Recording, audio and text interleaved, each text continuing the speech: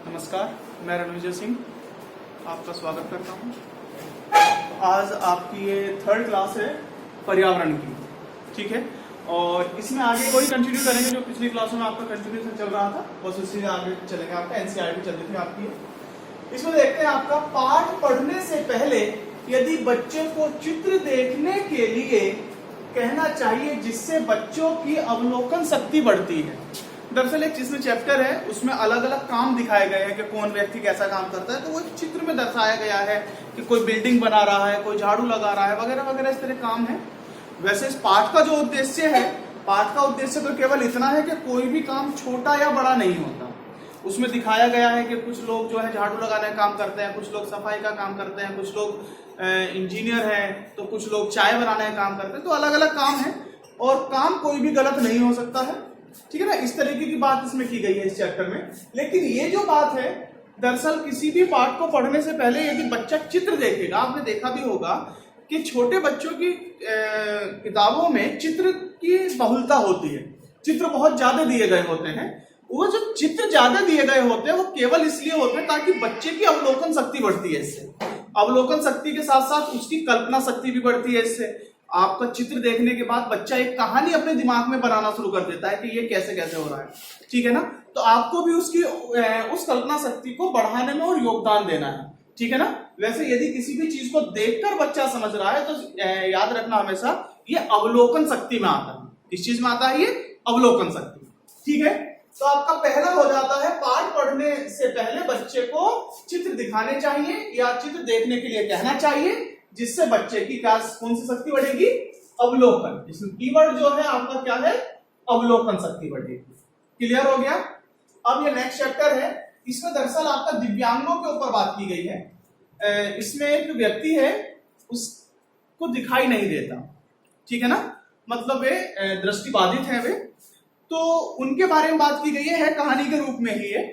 उसमें लिखा हुआ था कि जब भी मेरे भैया है तो यदि उनकी कोई अनावश्यक रूप से मदद करना चाहता है तो उनको अच्छा नहीं लगता, यदि उनको मदद चाहिए होती है तो वे मांग लेते हैं। मतलब इससे सीधा ये पता लगता है कि दिव्यांगों की अनावश्यक मदद की आवश्यकता नहीं है, उनको बेचारगी नहीं दिखानी चाहिए।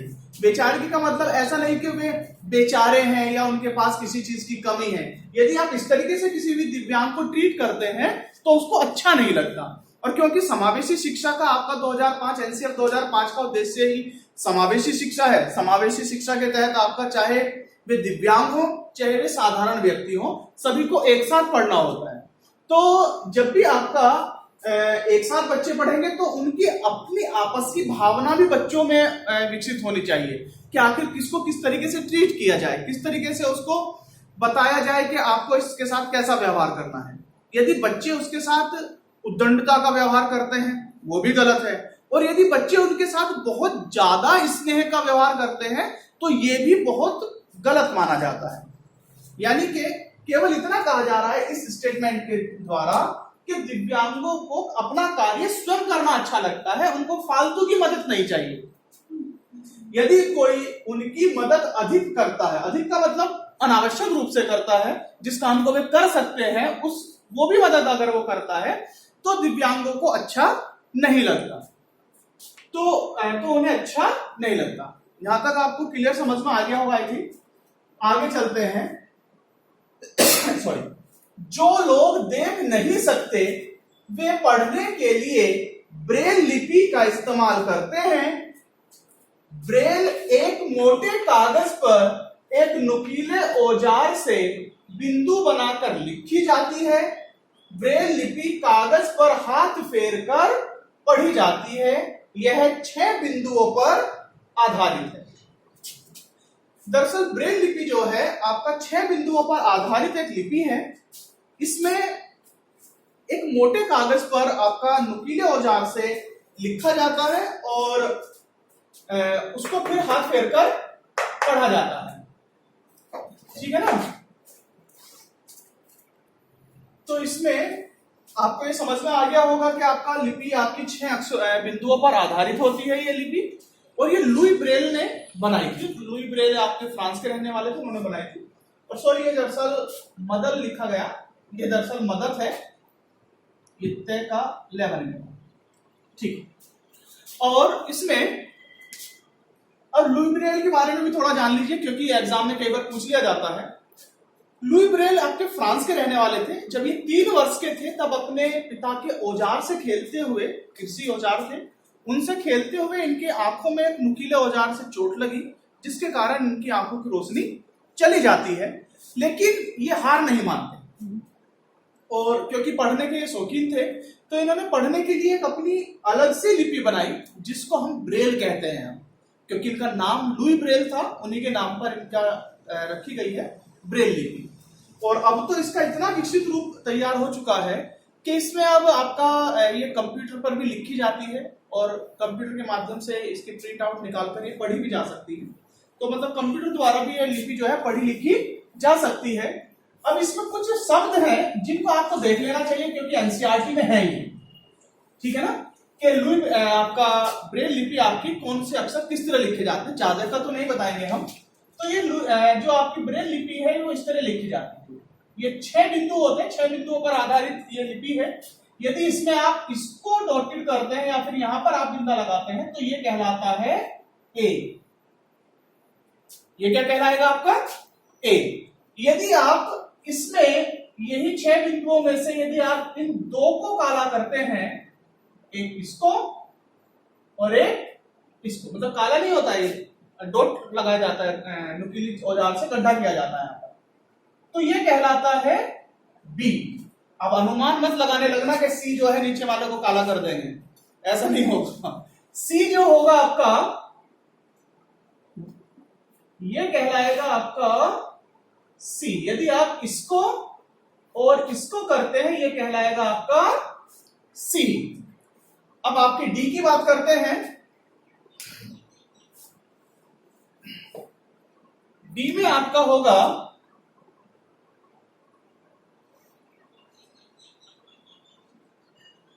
ये और ये तीनों अगर आप काला करते हैं तो ये कहलाएगा आपका डी। अब बात करते हैं ई की।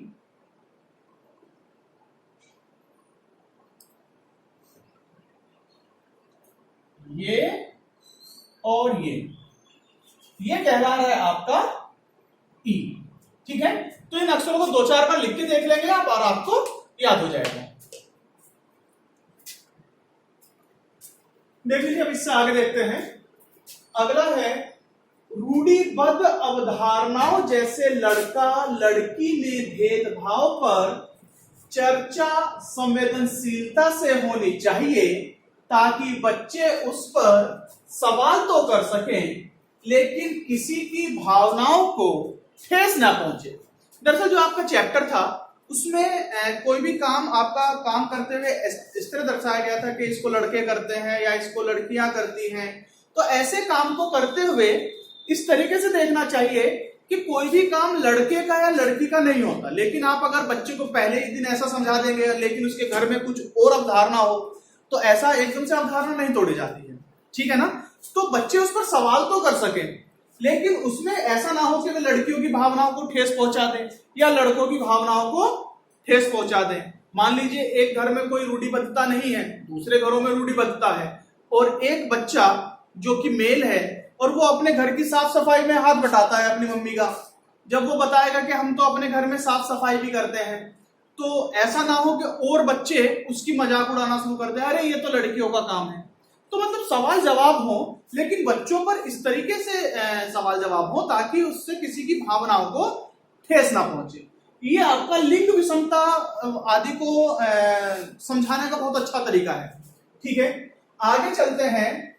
बच्चों के परिवेश में दवाई के रूप में प्रयोग किए जाने वाले पेड़ पौधों की पहचान व उनका उपयोग पारंपरिक ज्ञान की परख और समझ का मौका देगा।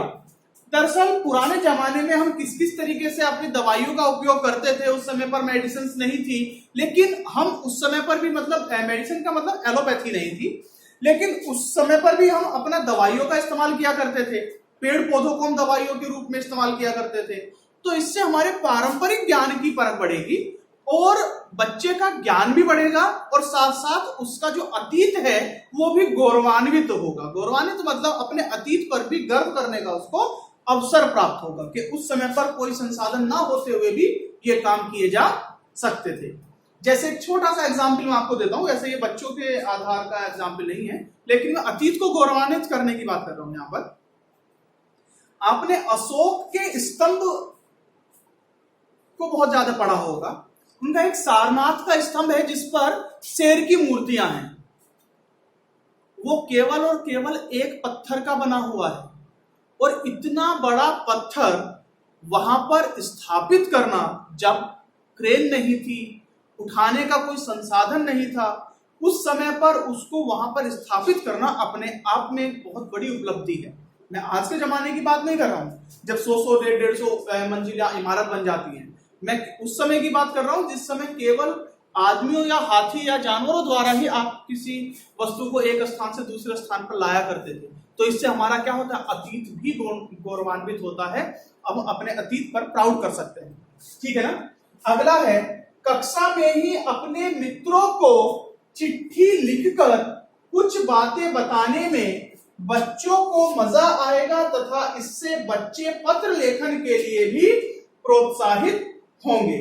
असली चिट्ठी देखकर बच्चे बेहतर ढंग से समझ पाएंगे। अब कह रहे होगा आप कि इसका क्या रिलेवेंट है। दरअसल आप अपने सीटेट के पेपर पर गौर कीजिए, उसमें आपको टॉपिक दिया जाता है कि इस टॉपिक को आप कैसे पढ़ाएंगे। तो यदि आपका क्वेश्चन ये आता है कि बच्चों को पत्र लेखन कैसे सिखाया जाएगा, तो ये एनसीईआरटी ने खुद बताया है कि बच्चों को पत्र लेखन कैसे सिखाया जाएगा। कैसे सिखाया जाएगा? बच्चों को कहें कि आपका दोस्त कौन है, तो क्लास में सब बच्चों के आपस में दोस्त होते हैं कि अपने दोस्त को चिट्ठी लिखो। तो बच्चे बड़े खुश होंगे कि मैं आज अपने दोस्त को चिट्ठी लिखूंगा। उसमें भी अपनी मन की भावनाओं को व्यक्त करना सीखेंगे और पत्र लेखन की ओर भी क्या होंगे, प्रोत्साहित होंगे। ये दरअसल जवाब मैं नहीं दे रहा हूं, ये मेरी सोच नहीं है, ये एनसीईआरटी की सोच है। और एनसीईआरटी का आंसर ही आपका आंसर है, क्योंकि आपके किसी भी आंसर को वे अपेक्षित करते हैं कि एनसीएफ 2005 के अनुसार दिया जाए, और एनसीएफ 2005 के अनुसार ही आपका एनसीईआरटी छपी है। ठीक है ना। और उसमें ही आपका नीचे टीचर्स के लिए हिंट दी जाती है। ये टीचर्स के लिए दी गई हिंट है कि बच्चों को पत्र लेखन कैसे सिखाया जाए। दरअसल एक चैप्टर है इसमें, चिट्ठी आई है, पाठ का नाम है चिट्ठी आई है। उसमें जो है बच्चों को चिट्ठी लिखना सिखाते हैं वे लोग। तो जब चिट्ठी लिखना सिखाते हैं तो किस तरीके से सिखाएंगे, टीचर्स को हिंट दी गई है कि बच्चे को चिट्ठी लिखना किस तरीके से सिखाया जाना चाहिए। तो किस तरीके से लिखना सिखाया जाना चाहिए, बच्चे आपस में एक दूसरे को चिट्ठी लिखे। ये आपको ऑप्शन में मिलेगा वहां पर। ठीक है ना, कि कौन सा क्रियाकलाप सबसे अच्छा होगा। तो बच्चों का आपस में चिट्ठी लिखना वाला क्रियाकलाप यहाँ पर सबसे अच्छा होगा। लेकिन बच्चों की समझ कि अच्छा चिट्ठी इस तरीके से लिखी जाती है, क्योंकि यदि बच्चे से आप चिट्ठी लिखवाओगे तो वो डायरेक्ट क्या कहेगा कि राम तुझे पता है मैंने कल ये मूवी देखी थी, वो उसकी प्रस्तावना नहीं जमाएगा। लेकिन जब आप उसको असली चिट्ठी दिखाएंगे तो उसमें सेवा में श्रीमान इस तरीके से करके दिखाए गए, तो कहेंगे अच्छा ये तो मैंने लिखा ही नहीं था कि मैं कौन बोल रहा हूं या मैं किसको लिख रहा हूं, ये तो बच्चे को पता ही नहीं है।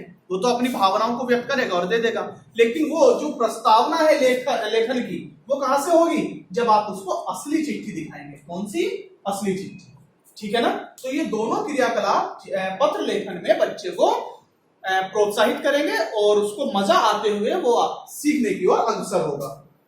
अगला है, पुराने जमाने के बारे में पता करने का एक महत्वपूर्ण स्रोत बुजुर्ग हैं। इस चैप्टर में दरअसल ये कहा गया है कि आप सब अपने घर जाएंगे और अपने बाबा से पूछेंगे कि आपके जमाने में कैसे एक दूसरे के साथ संपर्क साधा जाता था। अब तो हम टेलीफोन से बात कर लेते हैं, बल्कि टेलीफोन भी क्या, अब तो हम वीडियो कॉल से बात कर लेते हैं। लेकिन पहले ऐसा नहीं होता था, पहले चिट्ठियां जाती थी, और हो सकता है चिट्ठियां जाने से पहले कुछ और साधन होता हो। जैसे पहले कबूतरों को भी आपका चिट्ठी पहुंचाने और लाने का साधन बताया जाता है। ठीक है ना। तो वे पुराने जमाने में किस तरीके से काम होते थे, ये कौन बताएगा, बुजुर्ग बताएगा। यानी कि पुराने जमाने के जानने के लिए बुजुर्ग जो हैं बच्चों के लिए एक महत्वपूर्ण स्रोत हो सकते हैं। समझ गए ना। ठीक है, इस आगे देखते हैं हम। मैं असम में मोपाल गांव से आया हूं। हमारे यहां बहुत बारिश होती है, इसलिए हमारे घर जमीन से लगभग 10 से 12 फुट ऊंचे बने होते हैं, जिन्हें मजबूत बांस के खंभों पर बनाते हैं। ठीक है। इसमें से आपको ये कई तरीके के सवाल आते हैं कि असम में घर कैसे बनते हैं, आपका लद्दाख में घर कैसे बनते हैं, कश्मीर में कैसे बनते हैं, मनाली में कैसे बनते हैं, राजस्थान में कैसे बनते हैं। ये क्वेश्चन आए हुए हैं आपसे कई बार। तो इस घर की जो विशेषता है वो क्या होगी, ये आपका 10 से 12 फुट ऊंचे होंगे और मजबूत बांस के खंभों पर बने होते हैं ये, ठीक है ना। इससे आगे चलते हैं, मनाली में घर पत्थर या लकड़ी के बने होते हैं, इनकी छतें ढालू, ढालू मतलब इस तरह नीचे को होती हैं, ढालू होती है, ठीक है ना। तो किस चीज के बने होते हैं, पत्थर या लकड़ी के बने हुए घर कहाँ के होते हैं भैया, ये मनाली के। कई बार मैचिंग में भी आ जाते हैं ये सवाल, ठीक है। ये आपके एनसीईआरटी में दरअसल फैक्ट नहीं दिया हुआ, दरअसल ये बच्चे एक दूसरे को कहानी सुनाते हैं कि मैं मनाली से आई हूं, हमारे यहाँ बहुत ठंड और बारिश पड़ती है, हमारे यहाँ पर घर जो है लकड़ी के और पत्थर के बने होते हैं, उनकी छतें ढालू होती है, अपनी कहानी सुना रहे हैं। तो हमने डायरेक्ट कहानी ना सुनाकर आपका क्या कर दिया, यहां से डायरेक्ट फैक्ट निकाल लिया। अब देखते हैं आगे, राजस्थान के घर मिट्टी के बने होते हैं, घरों की दीवारें बहुत मोटी होती हैं, इन दीवारों को मिट्टी से लीप पोत कर सुंदर बनाया जाता है, छतें कटीली झाड़ियों की बनी होती हैं। ये जो प्रॉपर्टी है ये कहाँ की है, मोटी दीवारें मिट्टी की बनी हुई, इनको लीपते पोतते किससे हैं, मिट्टी से, और छतें किसकी बनी होती है, कटीली झाड़ियों की। ये जो प्रॉपर्टी है कहाँ की, आपकी राजस्थान की है। अगला है, जानवरों की भावनाओं के बारे में चर्चा करने से बच्चे जानवरों के प्रति संवेदनशील हो सकते हैं। दरअसल टीचर की यह भी रेस्पॉन्सिबिलिटी है कि वो बच्चों को संवेदनशील बनाए। संवेदनशील बनाने का मतलब वो किसी भी चीज के प्रति उनकी भावनाओं को जागृत कराए। ऐसा ना हो कि वो किसी जानवर को सताने पर उनको मजा आए, बल्कि वो उस जानवर की पीड़ा को अनुभव करे। यदि कोई जानवर पीड़ित है, जानवर दुखी है, तो वो उसकी पीड़ा को अनुभव करें, उसको कहा जाता है संवेदनशील। अगला देखते हैं, बच्चों से यह चर्चा की जा सकती है कि पशु पक्षियों को छूने का अर्थ उन्हें प्यार करना है, न कि सताना। यदि आप किसी पक्षु को छूने की बात कर रहे हैं तो उसको प्यार करने का मतलब है ये, ना कि उसको सताना, ठीक है ना। अब एक कहानी है, और ये जो कहानी है ये डिपेंड करती है आपका कि प्रकृति अपने आप को स्वतः संतुलित करती है। ये तो आपको खैर इस समय ने समझाई दिया। अब आप अब का मौसम देख सकते हैं, आपको ज्यादा दूरी तक विजिबिलिटी दिखाई देगी, उसको कहा जाता है आपका प्रकृति अपने आप को स्वतः संतुलित कर लेती है। यानी कि अब आपने कोई काम नहीं किया, तो स्वच्छ गंगा अभियान इतने दिनों से चल रहा था, 10 साल होने को आ गए हैं मोदी के शासनकाल को भी, कि स्वच्छ गंगा अभियान, स्वच्छ गंगा अभियान। 15 दिन में स्वच्छ गंगा अभियान पूरा हो गया। ये क्या हुआ, आपका प्रकृति अपने आप को स्वतः संतुलित कर लेती है। लेकिन अगर पाठ की बात करें तो एक आपकी में कहानी है, रानी के बाग की कहानी। इसमें क्या होता है, रानी का बाग होता है सॉरी, रानी के बाग में एक माली काम करता है, और वो उसके बाग से आम को लेकर जाता है रानी के पास। रानी कहती है, अरे इतने सारे आम लेकर आए हो, हमारे बाग में इतने सारे आम आए हैं। तो माली खुश होकर क्या बोल देता है, महारानी ये तो कम है, यदि पक्षियों ने ना खाए होते तो इससे भी अधिक आम आते। तो रानी उस पर गुस्सा हो जाती है कि आखिर आप कर क्या रहे थे, जो पक्षी आम खा रहे थे, आप पक्षियों को बिल्कुल आम मत खाने दो। तो उसने कहा, जी महारानी इस बार हम आपको पूरे आम ला कर देंगे और इसमें पक्षियों को नहीं आने देंगे। अगले साल क्या हुआ, वह उससे भी कम आम लेकर आया। तो रानी ने कहा, क्या इस बार ज्यादा पक्षी आए थे? तो उसने कहा, नहीं, इस बार पक्षी कम आए थे, हमने आने नहीं दिया पक्षियों को, इसलिए हमारे आम में कीड़ा लग गया। दरअसल हुआ क्या, इससे जब पक्षी नहीं आया तो पक्षी आम तो खाता ही है, लेकिन साथ साथ वो कीड़ों को भी खाता है। कीड़ा ज्यादा नुकसान आम को पहुंचाएगा। तो अगर आप प्रकृति के संतुलन को बिगाड़ने की कोशिश करेंगे तो प्रकृति स्वतः बिगड़ जाएगी और ज्यादा नुकसानदायक हो जाएगी। फायदे के चक्कर में क्या हो जाएगा, नुकसान हो जाएगा। तो इस पार्ट में केवल जो आपका मूल था, ये कहानी जो है प्रकृति में संतुलन को दर्शाती है कि सभी अपने अपने हिस्से का खाते हैं, मतलब प्रकृति जो है पूरी तरह संतुलित तरीके से चलती, ठीक है। और इससे आगे आज आपका वीडियो में इतना ही होगा। इससे आगे जो होगा आपका कल हो जाएगा, और कल आपकी थर्ड क्लास की जो एनसीईआरटी है ये पूरी तरह समाप्त हो जाएगी और फोर्थ क्लास की कल ही शुरू हो जाएगी। धन्यवाद।